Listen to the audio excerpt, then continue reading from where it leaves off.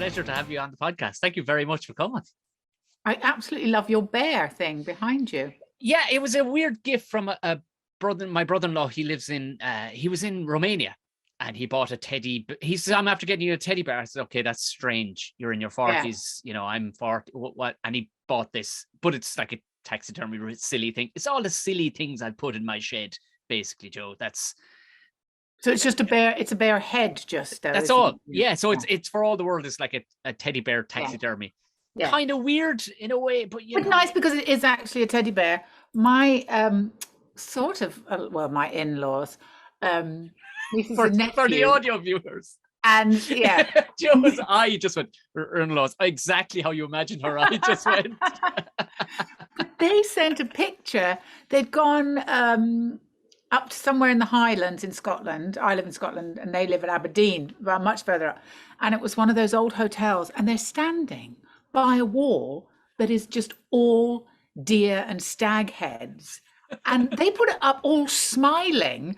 I think you look like those hideous South African hunters. Do you know what I mean? Those rich Americans that go and kill. I mean, it just looks, I would just like, and they're like, the nephews and nieces are young. And I was thinking, you can't put stuff up like that now. No, no. Like 30 heads of beautiful deer dead behind you. I mean, I know they've been dead a long time, but let's not celebrate it. It's weird that they didn't think the same as me. I went, oh my God, that's horrific. I love that notion. I once saw a child. It was a castle in Scotland. I was doing Edinburgh, and myself and my wife, she was girlfriend at the time, and I remember we went away for one of a midweek pop. You know, the night off of the Fringe. We went away and we stayed in this castle, and I saw that exact scenario where they were either, I think they were grandparents or they were grand aunt or something, but the child that was with them was in tears. Yeah. Because they walked into this room and it was a plethora of heads everywhere. Now, again, they were fantastically done, but his kid was just, it was all her cartoon friends were just now hanging on the wall. You just kind of go, I think we're past the time of celebrating that, you know. I'm not saying you have to hide them, but don't go, oh, what a lovely, and they've gone for afternoon tea, but it was like afternoon tea from a horror film or something now. I always get creeped out, more so, the heads I can deal with because they almost don't look real, but you know when they have like a fox mid-walk, it's like, why are you pretending inside your dad's cabinet? You're like, there's no, why, we knew he walked. There's no way. You don't have to do the walk or put something in his mouth. We get it. Yeah. Weirdly, I was going to say, like, I think for taxidermists, they've got to go. The time is past, right? We've got Instagram, a phone. We can keep but then I did think there will be people who really love a dog or something, and then we'll get it stuffed mid-walk, like you say. I tell you, you need to spend an afternoon talking to a taxidermist sometime. They are the strangest, they're exactly as weird. My uncle gave me a pair of antlers that he found because, they fall off. I said, these are matching and they're huge. Do you want to put, and I knew of a guy that was near where I was living at the time. And I went over to his house where he had a shed and stuff. And I went, would you put these on some timber for me? I think I'd like to give them as a gift. They're fallen antlers. This guy kept me, Joe. No, I mean, I just wanted to 2-minute conversation. Can you do it or not? Yeah. He kept me for an hour and 45 minutes, walking me around his house, showing me the different animals and talking through the difficulty until he got to the crow. The crow was his masterpiece. Now, Tom, can I tell you how tough it is to stuff a crow? I'm like, this is a Thursday afternoon. Yeah. None of us have the time for this scenario, but you're going, but you can't because it's the man's pride and joy to understand it. And he shows, apparently, he puts it just inside the door. Everybody gets to see the crow. And he's won awards for his crow. Would you believe? If I ever meet a taxidermist, I have the perfect conversation. I go, well, not many people know how difficult it is to stuff a crow. And they'll go, my God, she knows her stuff. Yeah. Yeah, but you lead yourself down a path then. And before you know it, you're an hour and 45 minutes on a Thursday afternoon. True. Good God. We actually, I don't know if you remember, we technically did a gig together, not last summer, but the summer before. You were at home and I was actually in the Roisin Dove in Galway. I mean, I do remember doing, and it was early days. Yeah. That they were doing it in the dub, and then it sort of didn't work. Yeah. The one I did one that I think was okay, and then I did one where I didn't work somehow. Yes. Because I was literally sitting backstage drinking tea And I was to go on after Jo, and I'm drinking tea. And the next thing, they stuck their head around the curtain. Tom, Joe's internet has shit the bed. Can you go on there now? I was like, okay. I literally walked out on stage accidentally with my tea. So I went with it. So we all waved goodbye. I had no idea. And also, to defend my internet, they said they had done something, because my internet has never gone down before. So it was annoying, because at the same time, you don't know if they are hearing you, and you don't want to keep saying, oh, can you hear me? It's too annoying. But I also think it was quite early days when people were working out how to do it all. I did another thing. This was very early in lockdown with Roisin Dub, where they said, oh, well, so Kevin goes, well, we'll just have the comics doing a Zoom chat. And it was an absolute nightmare. Oh, that was us. We were on. It was just like kiddie play date for adults. We were all just sitting around looking at, you were admiring my kitchen. And yeah, that was nice. I enjoyed that bit. But otherwise, it was mostly Andrew Maxwell talking, is what I believe. It was just and I thought, I have never walked off a gig in my life, but I'm about to leave this one. I kept on walking away. And I'd come back again and he'd be still talking, shouting about something to do with a fridge or something. I was like, something okay, he's read. Yes. This is still going. Okay, fair enough. Yeah. But we did meet many years ago. I was only starting comedy, and I can't remember the name of the club, but it was a midweek gig, I think, and you were trialing material. Oh. It was, but like you were headlining, but you were in England or Ireland? It was England. I was in London for a week. And do you know when you start new and you meet somebody and you're like, I hope they're cool. You were the nicest person I'd met all that week. You were so nice to me and polite to me. And in London, and you're at gigs, nobody's kind of talking. You're just all just kind of, but of course, you were as cool as a cucumber, and you were just so polite. When you just take away, you're like, cool. She was as cool as I was hoping she was as cool. Good. Yeah, that's nice. Yeah. Well, manners cost nothing, do they? And also, you remember, I don't know if I noticed that you were particularly new or whatever, but I remember how terrifying it was. And the backstage sort of hierarchy of things sometimes, and I remember to this day comics who are still going now and are now my friends, but I remember the ones that were mean. The ones that were mean early on. I'm itching now for you to name names, which you're not going to, but I'm just immediately I got this itch going, oh, Jo, tell us. But you often wonder, I never understood that though, when people get to maybe it's just they're in their own head or whatever, but the rudeness thing. The thing that the polar opposite to what you showed me. I mean, I have it a little bit. People have a real sort of sense of hierarchy in comedy. And I have it a little bit where but basically, I think all young people now are incredibly confident. Yeah. And the way they storm into green rooms when they're the open spot, I'm like, oh my God, I would have, waited outside and asked if I could buy, get drinks or clean people's shoes. I've just, these people were the adults in the room. But now they come in and they're all, they look at you like, move aside. It's my time now, They've probably got 100,000 followers, so they're just rocking. Yeah. But I just sort of always have been sort of nice, because I remember that it was quite scary. But I may have to change now because they're all so overconfident. Yeah. It's an odd moment happened. It was that night. I don't know. No, it was before lockdown. It was not long, and it was the Roisin Dove as well. And I remember coming out the door, and just speak of youthful confidence. And I was coming out the door with a chap. He's kind of goth. He used to do comedy and stuff, and he was coming out. They recognized each other. This girl that was sitting outside the door, and she was rolling like a spitty fag, and she was maybe 21. And she's like, "Hey," he was like, "Hey," and I was looking. But she says, what were you guys doing in there? And she said, I was just in to see Tom doing stand-up. I went, hey, how's it going? Oh, cool. And just like, no difference whatsoever. And she went, yeah, I think I might give that a go. Yeah. Yeah. No! Oh, God. No. Yeah. Nobody's waiting for you, love. No one's waiting for you to do it. Yeah. Why not? Yeah, I could do that. Yeah. It was that throwaway. It was like, no, it's way harder. It's way more important and nerve-wracking than that. You have no feelings inside you at all. Yeah. Like, how can you be so confident? Yeah. But that's got to be sort of on the sociopath spectrum if you feel no fear going on stage. That's a valid point. I think you might be right there, actually. Yeah. And sometimes people who are that overconfident, I also think, well, I don't think your observations are going to be very good, because you clearly don't see the world as it really is. You know the way I'm awesome. Well, I was just wanted to point that out. Yeah. And sort of no empathy at all. Yeah.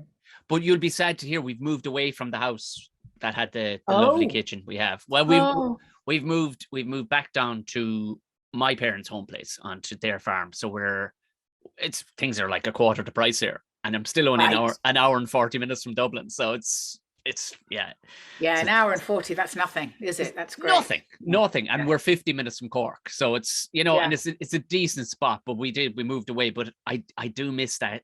There was nice stuff. I wish I could have shown you the outside. It was real. It was what it was, a gate lodge. And, it was the gate lodge to what is now Krista Berg's house for oddity. How funny. Isn't that strange? Yeah. Ireland is weird for that, though, isn't it? Yeah. With pop stars just buying all these old houses that are still there. Yeah. It pops up everywhere. Where it's like, well, Krista Berg doesn't, because he's only 4'5", so you can't actually see him popping up anywhere. But at the same time, I heard he was there. 4'5" in a massive house in a castle. It's too big for you, Chris. It's ridiculous. But I do like the tongue and groove you've done there. I'm very nosy when it comes to art. I used to be a civil engineer, you see, so I'm very nosy when it comes to these things. These are in Edinburgh. There's a very definite class structure of housing for workers. We are these are Victorian, and they're called villas, but they're not actually houses. So this is in Leith. So I think a lot of it was where you lived, where you worked on the docks. Like my old neighbour, she said to me, a sea captain used to live in our house. Or something. Really? Sea captain, yeah. And so below us are the colonies, which are lovely. You may have seen them in Edinburgh. Yeah. But what they have is they're sort of weirdly like maisonettes, sort of on top of each other. One house has the front and the other house has the back. So you each have a garden, and steps that go up. But your window will look out onto their garden and vice versa. Right. And then ours are like this. When we came along this street, I really like the street. And there's not many houses in Edinburgh. There just isn't. It's mostly flats or fuck off enormous houses that we can't afford. Yeah. So I went, these are houses. And then I went, but there's too many doors on this street. And then you realize, there's a front door next to a front door, because they're maisonettes. So ours is an upstairs. So when you come in, there's a beautiful staircase, old staircase going up. So people think, and there's a door which leads to the garden, but people think that door leads to like your kitchen or something. But you go up the stairs and then everything is actually on that floor. And then there's, for some reason, massive roof spaces. So everybody's gone up into the roof. So you can make other bedrooms up there. That's where we are. So whoever bought it before, they did the roof thing. But they're nice, and they've got... the gardens they have these Victorian fences that are only like, say, 2 feet high. Oh, lovely. Which means that all the gardens at the back are open. Okay. But most people now have put up fences. And we are in a row of 5 of us who have not put up big fences. Like people put up 6-foot fences. So you can't, because people want privacy. And then we were like, but it's nice. We've all got each other's gardens. Yeah, that's cool. We can chat, we get a lot more light. And then when the lovely lady next door passed away and they sold the flat, then they sold it. And we were like, oh God, what if the people who come in want to put up a fence? Yeah. And we're all terrified. And then the first thing I said to the people as they moved in, and I introduced myself, and they said, don't worry, we're not putting up a fence. And I was like, the other neighbours have already got to them. Brilliant. Because they're in the middle, and that would ruin the whole thing if they put up a fence, And what was the vibe? And it's just sort of communal, and especially in lockdown, it was lovely to go out in the gardens, be able to chat to each other. That's and great. The kids go across all the gardens, and then we were going to go, we will have to explain to them where these are new people, so you're going to have to ask permission to go in their garden now. But that's a cool vibe, because you almost don't get that anymore. You certainly wouldn't get it in the likes of London, or you know what I mean? You certainly wouldn't get it. Like, it's just walls up, to hell with you. Absolutely, yeah. And there's a part of you, some days you go, oh God, I'm not in the mood for the chat. But most of the time, it's really, really nice, and it adds to your life more than, just being in your fenced garden. Yeah, well, it's taking the good with the bad, because that's what supposedly having neighbours is, isn't it? Yes, exactly. Yeah. No, I've got great neighbours. Well, that was the that was the oddity of where we lived. We technically lived just outside Dublin in that nice house, but none of the neighbours wanted to talk to anybody. They all just had their electric gates.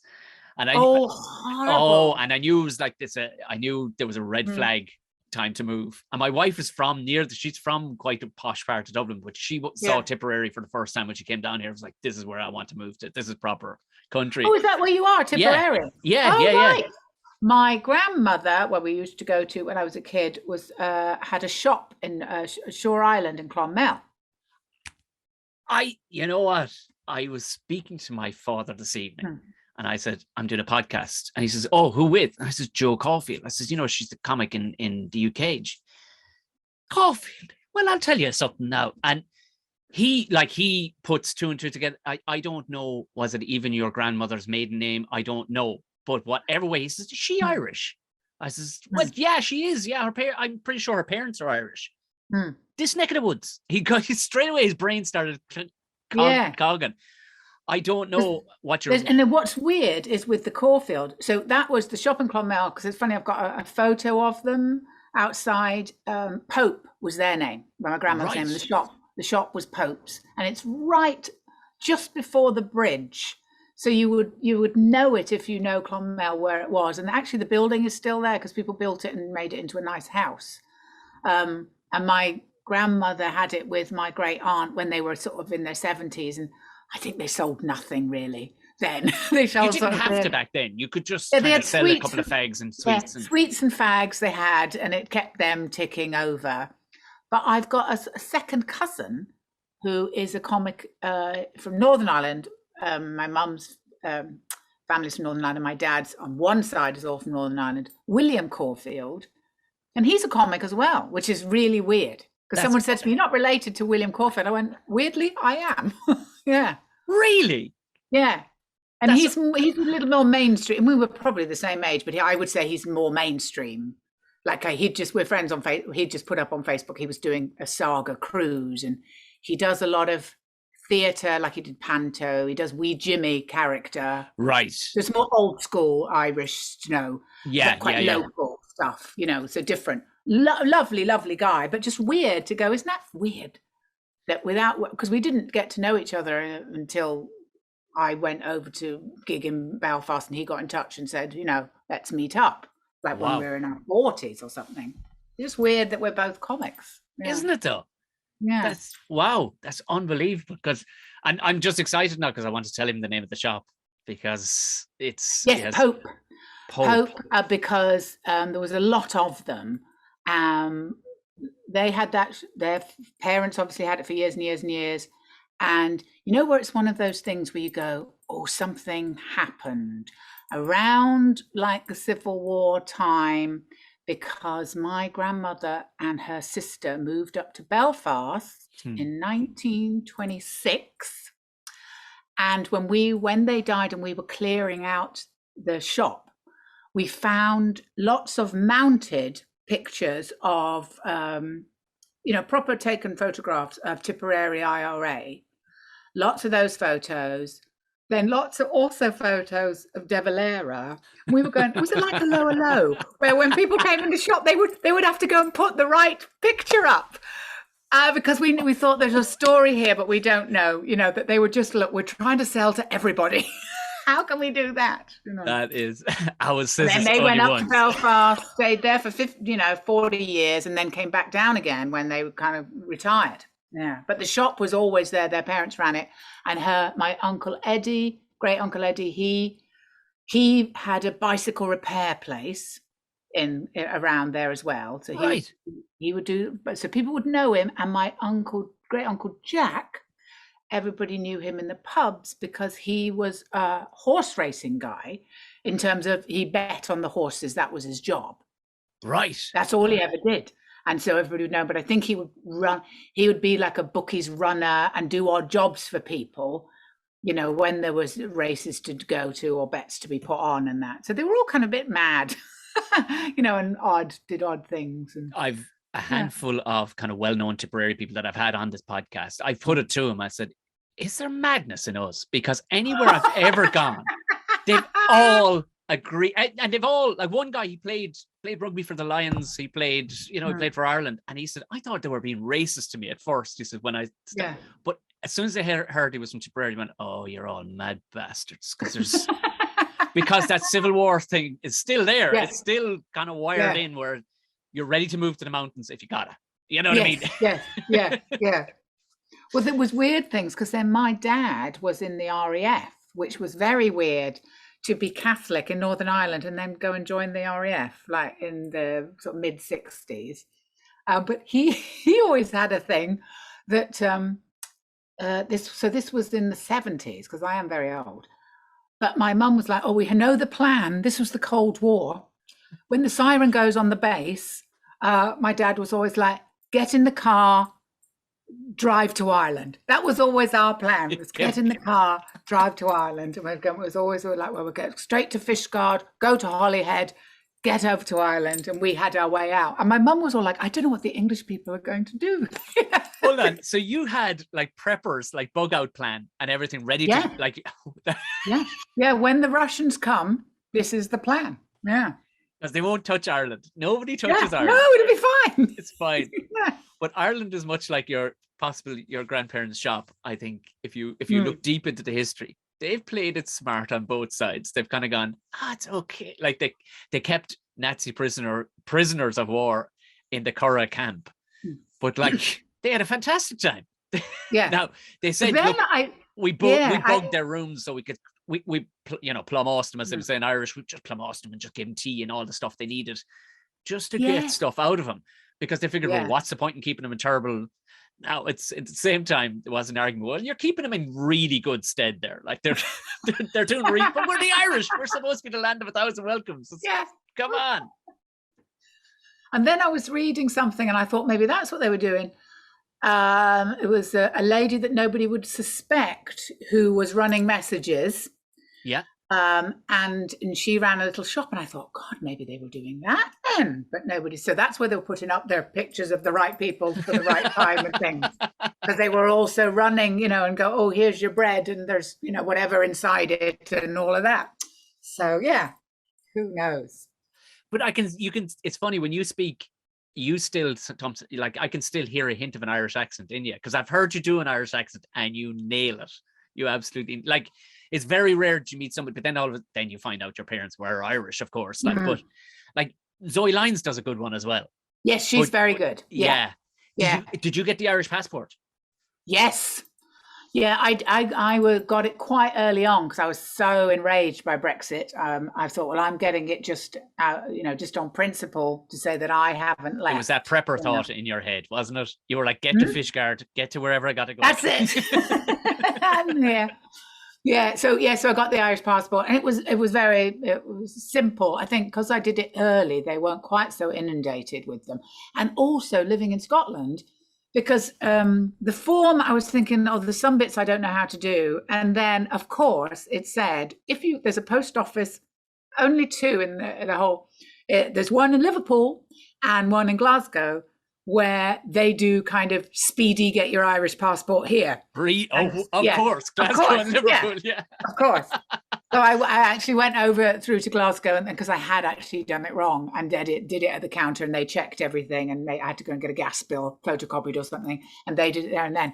And I was like, oh, of course there is here. So, and so many people I know, if they can find, one grandparent, they've done it, to get the Irish passport. Yeah. Of course, why not? It's the no trouble free, easy. Yeah, I know. It was kind of a running kind of silly fest at the beginning, when you heard the Brexit and stuff, and they were going, they're actually past it, isn't this? But then as it got, you felt sorry. You were like, what? How did this? Because I had so many friends.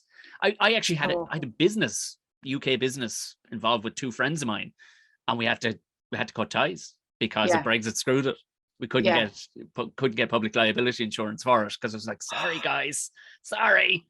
Oh, it still infuriates me. It's one of those, like a double take thing where I go, oh my God, did we do that? Oh my God.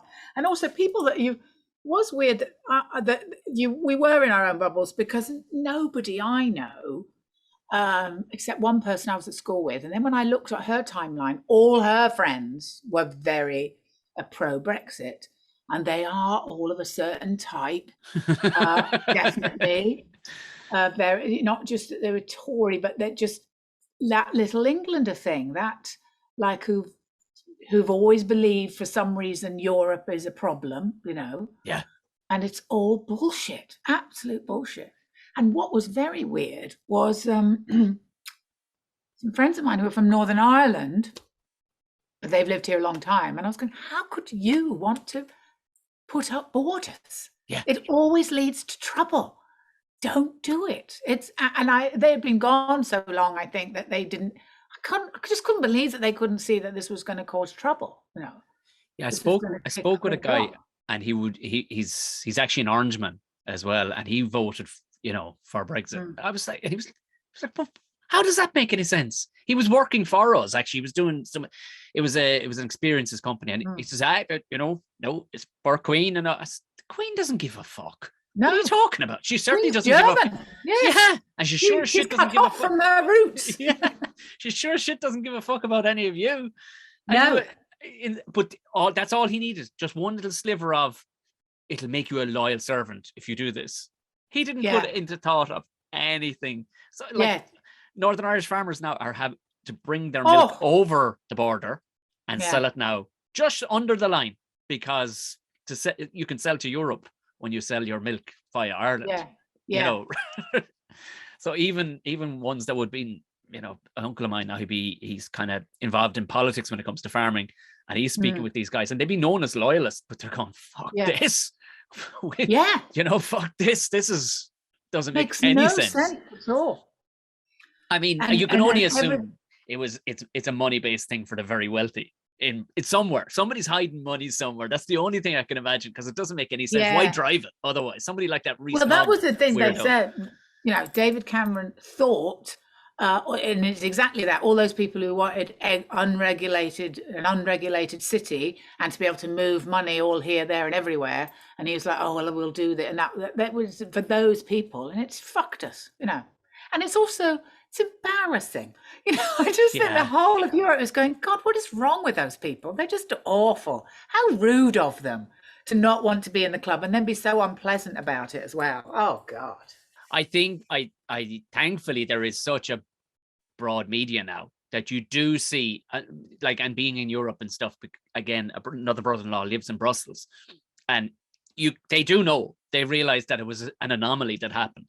They were like, fuck they're feeling sorry now for the poor people. They're like, those poor bastards over there it's like having the weirdo cousin that gets to go out front of the family all the time. You're like, oh Christ, not again. And it's just over and over again, there's problems, and over again you're like, if only we were in some sort of union with Europe, like so that we could move and trade and it's just it's too infuriating. So I live in Scotland, so we're waiting to see what'll happen there, but that's all confusing as well, because you don't know because there's no guarantee of being allowed in, so into Europe. And also it's how they peddle it. And I'll never forget, years ago, I was at the Fringe again, and I was finished my show, and I was going over to meet somebody for a drink, and I got chatting with a Scottish comic, young guy. We were just chatting, and the vote was happening for independence at the time for Scotland.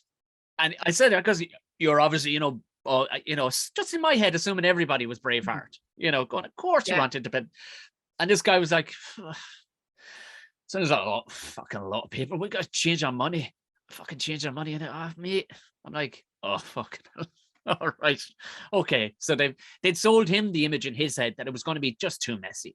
Just too messy. Just stay where you are. It's fine.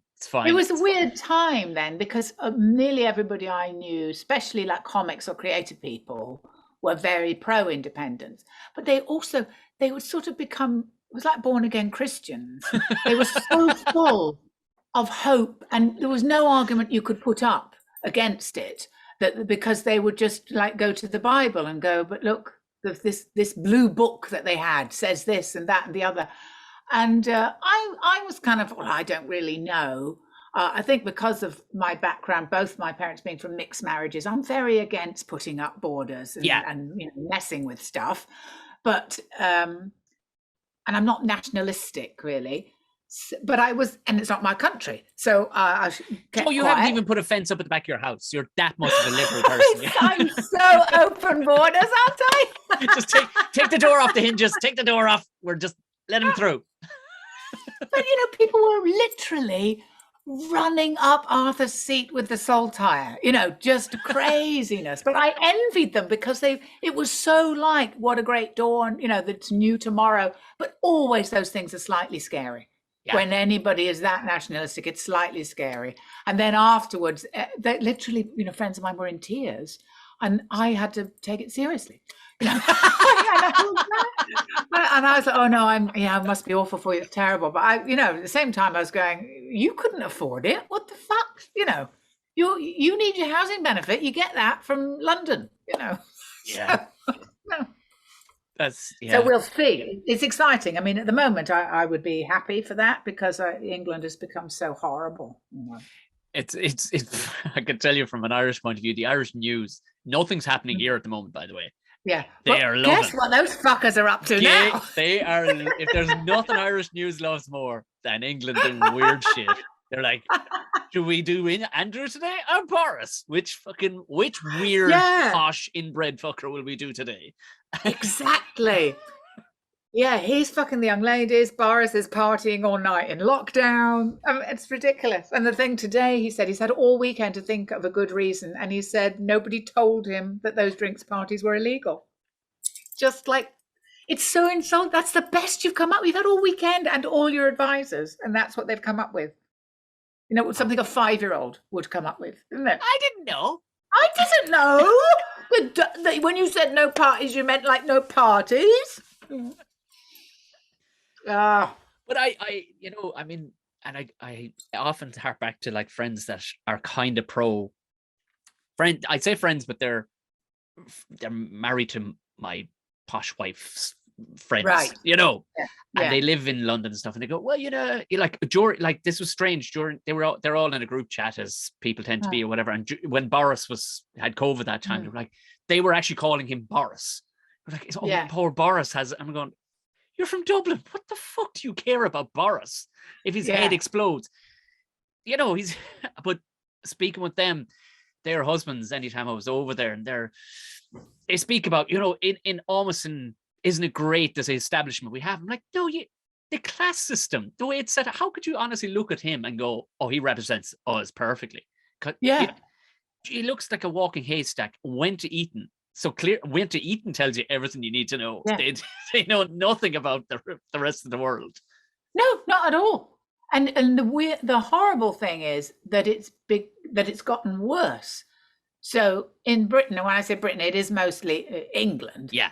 That people in power, it was becoming less and less and less, Eton and Harrow and all of that Oxbridgeness. I think there was somebody, some politician, famous politician, it was about 40 years ago, and he said, well, I knew I could never be prime minister because I went to Eton, and those days are over. And now, so back. The people in power, in judges, in the army, it's all those bloody people. And they don't know. They think alcohol comes in suitcases. The only time I was ever exposed to was we went to a party it wasn't far from, I know it wasn't a long drive from the East Midlands airport. I'm not fully sure where, but it was friends of ourselves, and they had come back from America for a week. And rather than just saying, hey, everybody want to meet up in a pub, we're home, they rented this manor for a weekend, butlers and every fucking thing. And I went, we have to go to this because we're going to I'm going to stick out like a sore thumb. This is going to be great. And we went, and you could tell these guys, they all went to Harrow, and they were like guys, guys in their 30 years of age wearing a dicky bow, non-ironically. You're going, what the fuck is that? Yes. You're standing there hand on hip, trying to discuss politics, and you're like, dude, you're 30. shouldn't give a shit about this, but a couple of the older folk, like almost everybody there had never met anybody from Ireland. And I could literally hear, this is Pims on the Green, like, you know, and I could hear people talking like clocking your accent. Bloody Irish, bloody. And I'm loving it. I'm loving it because I'm gonna go over and talk to him and let's see what we have to say.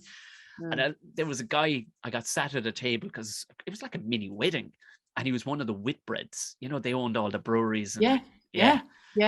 Man, did he hate me. It was beautiful how much he hated me. He just kept on trying to fire, you know, just comments. What are the Irish?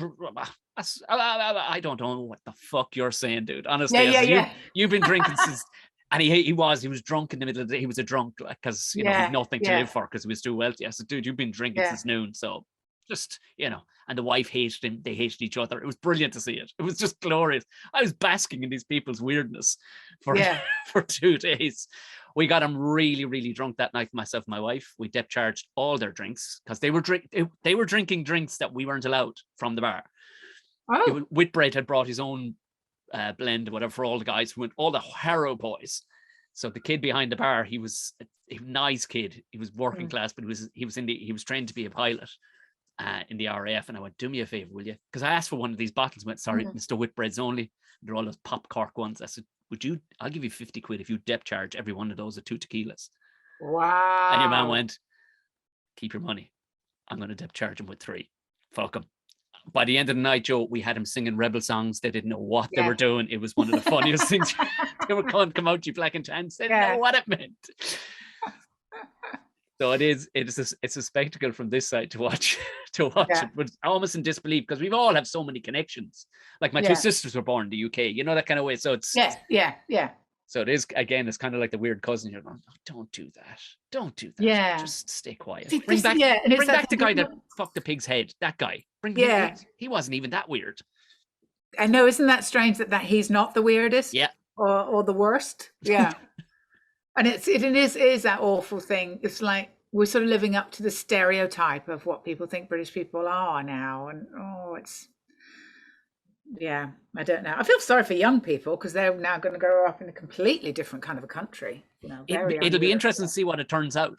Yeah. Yeah, what it does turn out. It could be a complete adverse effect. It could be a rebellion on the. You don't know what's on the cards. Yeah. Tell me this. All split up, which is all my places because also I was born in Wales. You see, so I'll have. Oh yeah. So I think I'll be split all over the place. You've had a look at all of it. So yeah. Republic, Northern Ireland, Wales, England, and it's why not? Now I live in Scotland. Yeah. Isle of Man at all for the crack, just to have a look? No, I've been there. I've been there once, doing a really weird gig, which was a women's fun night. It was called. Oh, do tell! That sounds amazing. In a nightclub that is famous in Douglas because everyone always.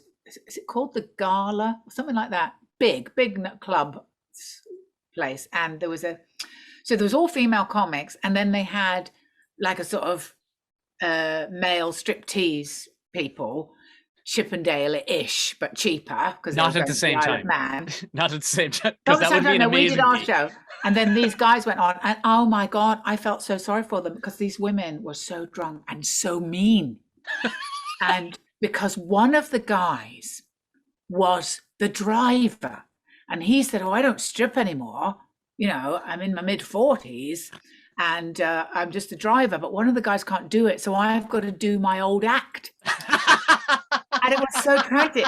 So they did a thing. They would do it like a dance routine, bit of a strip together as an ensemble. And then they all have their own speciality act. And when he did his, they booed him. Was horrible. Well, these women just booed him. I'm going, get off. Don't get them off. Get off. It was, oh, my God. Women are awful. Because I think when men watch strippers, they're very polite. They just can't believe they're allowed to watch these ladies taking their clothes off. I think they're generally quite nice about it, I think. But the women were atrocious. Yeah. And also a thing happened where to this day, maybe I'm just very naive, But a guy, he does a thing where he's a doctor. That's his dance. Hello. And he wears like a white coat. And he gets a woman from the audience. If there's children listening, don't. There won't be. A woman from the audience comes up and dances. And then he says, oh, you better go check my stethoscope, which is inside his coat. And she stays under there and gives him a blowjob. On stage? Yes. Because I said, this is how tragic it was. We were all, these words, in the same B&B. So in the morning, the strippers were there having their cornflakes at the B&B. And I said, it looked like that's what happened. And he goes, yes, sometimes they don't, but most of the time, the women will give him a blowjob. Honest to God. Yeah. I was genuinely shocked.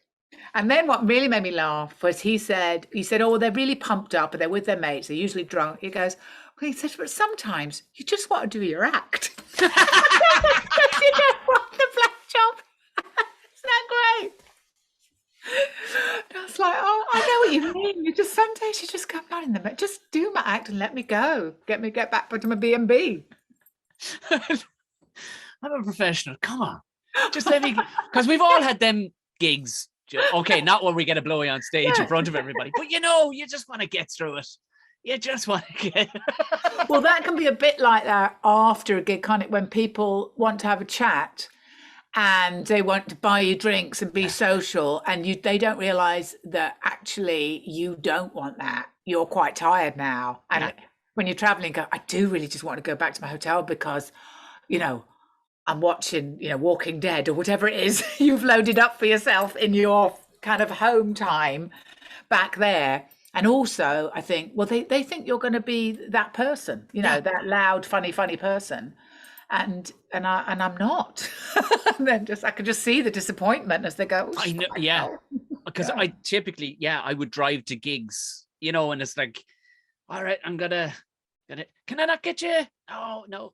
Oh, do you know who ruins it for comedians who actually does rock stars? It's Tom Stade. Oh yeah, there are people that do that. Yeah, like I did a mini tour with Tom Stade, and Jesus Christ, I wasn't right for about a month after, like, because he's intense. Like, he said, Tommy, like he rang me at 6:00 in the morning as I'm getting on the flight to ask me what beer I wanted in the house. I went, Tom, that's not really it's not necessary. Tommy, you need us. And that night we did the stand, and I was like, Tom, I'm fucked. Yeah, you've been piping me with drink all day. I never normally drink when I'm gigging, but I got through it, and now you want me to smoke weed. Yeah, and now you want to party with all your fans. I'm like, dude. And it was a weird one because the stand, obviously, as you would know, it's a glorious place, but there's strange people come see Tom Stade. Like one couple, she was a prostitute, and but he was, I don't know what he said he did, but she was the breadwinner. But it was just this open, I'm a prostitute, because we're like, well, what did you do in a previous life? I said, I was in construction, I was a civil engineer. And he was like, oh, I have a brother who's an architect. Yeah. And she just pipes up with, and I'm a prostitute. And I went, and you're just supposed to deal with that normally. You went, yeah, lovely, fantastic, and great. And what do you do? And another couple got chat, and they kind of boxed me off into this end of the bar where, what I found out later, there's a blind spot on the camera, and I'm chatting, and out of nowhere she goes, "Ow!" And she all right? She got a tooth pain or something. She claimed I punched her. Why? Oh my God! Well, my hand was in my pocket. Like, it literally, the fastest puncher in the world couldn't do it. Then he gets in on it. It's like, you fucking did what? Oh God! But thankfully, the barman saw everything. He went, "You two fuckheads out." And it was, he saw everyone. He says, they know where the blind spot is. They would have been looking for money off you there, something weird. It was just, wow, that's a really scary scenario. Yeah, it was that point I went, I'm getting the taxi. Yeah. See, but I think that's the thing sometimes as well, because you're dealing with drunk people then after a show, and sometimes it's like, well, this can turn. Quickly sometimes, because also there's something maybe about being a comic that they presume that you think you're fucking it. that you all think you're the bee's knees, and they want to sort of bring you down a peg or two in a weird way. Yeah. And you're just going, oh God, you've so got me wrong, or they're really dull. And then you go, oh, and they just want to talk about all their favorite comedians. And I'm like, I know Sarah Millican is funny. Yes, I do wish I was her. Yes, tell me more about her. Well, when did you discover the beautiful silly? You know what I mean? Because you've always had but there is a beautiful silliness to being a comedian. Like when did you know what I mean? Was that growing up at home? Were they gas I think it was home? that thrill when I always got a thrill when I'd done or said something funny, and you realize that, oh, that made them laugh. That's a thing I can do. And I enjoyed if we get deep, I suppose the love you get when you've made people laugh, and they're oh, isn't she great? She did that, and it's just a nice feeling, I think. Yeah. And also I think with comics, when you say the silly, I see sometimes comics, I'm going, oh God, don't take yourself so seriously. Like there's a weird thing with comics. I think that obviously comedy, if you want to do it well, you have to take it seriously. Yeah. It is work. But people should never know that. No. No. That's what I mean by it. Yeah. Hide that. Yeah. That this is what we're like all the time. Of course. Yeah. I did a gig a couple of weeks ago because our gigs at the minute, there's a weird 8 o'clock shutting time. So it's screwing all the gigs at the minute. Yeah. It's a very strange thing. But I was in the north. But it's weird that it adapts. And when we've got it at 10 here, and some gigs were starting early, so they did like a 5:30 show on the Saturday, and it was great because people just adapt. They're ahead. Yeah, I think a lot of the clubs just won't chance it. They're like, fuck it, no, we'll just wait. We'll wait it out until after the Christmas. They're just seeing. But it was funny. I did a gig in Newry last week, and I was speaking with the green room area of it. And there was a very nice elderly lady there. She was serving tea. Fantastic. I mean, copious. She brought me out like one of those catering pots of tea. She's like, you'll have a tea, Tom. It was amazing, and really good strong tea too. She's like, and I was speaking because she was a lovely lady, and I'd met her before. She was just fantastic, very funny, interesting stories. And then I went on stage and I did my set and came off, and you could see her, she visibly kind of changed with me. She was like, oh, I wasn't ready for the change up there. She was funny how she vocalized it, and she was a smart enough woman to be able to vocalize to it. That was you just said, because literally she was behind me. I went, okay, I'll see you in a minute. I'm just going to go on here. Yeah. What a nice young man. Oh, then it's different. And that was the look. Something kind of hurt though from that. I was like, oh, it was like hurting your nana or something. It was like, I didn't mean to. Sorry, did I frighten you? I'll have more tea if that's okay. Yes. Oh my God, it's 10 to 8. Oh God, am I keeping you up? I wanted to wish. Yes, sorry, go ahead. No, it's only because I didn't realize. Well, I did realize, and then I was like, oh, I've fucked this up slightly, because I'm doing Zoom drinks with 2 friends tonight. Oh, great. So they've started 7:45. They start, so they'll go, oh, where's Jo? What is she doing? No, because I didn't say I might be late. So that's... you can, just blame this fucking bloke in Tipperary who was just talking about tea and agriculture. And where exactly are you? I want to know. I am from, I'm technically in a place called the Glen of Aherlow. So we're by the Galtee Mountains. But again, it's ridiculously picturesque. I brought my parents-in-law around the other day, and they'd lived in the UK for years. So they really love everything about Ireland because they're away for so long and they're back again. Yeah, and then you go, oh, it is greener. That's what I think every time I go, do you know, it is greener. Yes. There is a lot of unspoiled lands around, and I like it is. There's a few spots you can bring anybody, and I don't care who they are. Their jaw would hit the ground. You're like, oh Christ, this is stunning. But and so I'm about 5 miles outside the town of Cahir, so between Cashel and Cahir. So so it's castles everywhere, all around us, really. So I'm going straight up to Dad and asking him about Pope's Shop. I guarantee you he will know about it. Little general store it used to be, and then when they did it again, I think it was just sweets and fags. Do you know what I'm going to do? I'm going to be in Clonmel in the next 2 days, and I'm going to find the building and take a picture and send it to you. Oh yes. Yeah. Oh well, I'll send you the photo that I've got because I've got it on that I found at home recently of them outside the shop. So I'll brilliant! Do that. Yeah, that'd be great. Yeah. Before you go, I do want to congratulate you. You won the Comics Comic of 2021 award. That's a cool award to win. That is a good one. That's isn't a it? cool one. That's a super cool one. Obviously, as someone who doesn't win awards, I think awards are useless and I don't believe in them. Yeah. And then you go, oh, but that's comics and club owners. That's properly. That's what you want to embrace. Yeah. It's just annoying I had to share it with two other people, with Ninia and Mark Watson. Mark Nelson, not Mark Watson. Mark Nelson. No, you don't. So then you were like, oh, could you not have decided? Yeah. Really? Don't make this a participation award. Just tell me I'm the best, aren't I? I'm the best. Yeah, I'm the best. Yeah, no, that was a nice little start to the year. Yeah, because totally unexpected because I don't follow that particularly, because I never win anything, so I'm not looking to see who's winning what. But no, so comic award winning Jo Caulfield. Thank you very, very much for being on Buckshot. This has been brilliant. Thank you. Really fun chat. And I will send you that photo now. Yeah. Thanks a million, Jo. Right. Have a good evening. Bye-bye. Cheers. Thank you. Bye.